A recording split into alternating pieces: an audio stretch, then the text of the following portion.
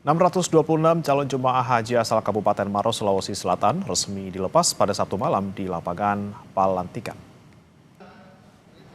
Bapak Ibu semua. Total ada 14 kelompok terbang calon jemaah haji asal Kabupaten Maros. Mayoritas calon jemaah haji asal Maros tahun ini didominasi oleh kelompok lansia.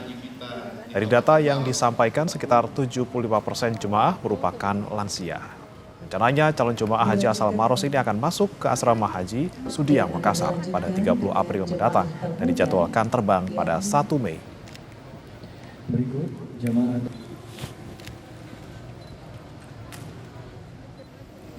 Haji kita saat ini berjumlah 626.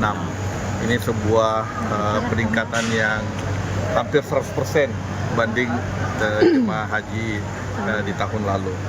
Dan jemaah haji kita 626 ini ada satu kloter yang full satu pesawat 387, itu kloter 14, dan yang lainnya terbagi di beberapa kloter, sekitar 10 kloter.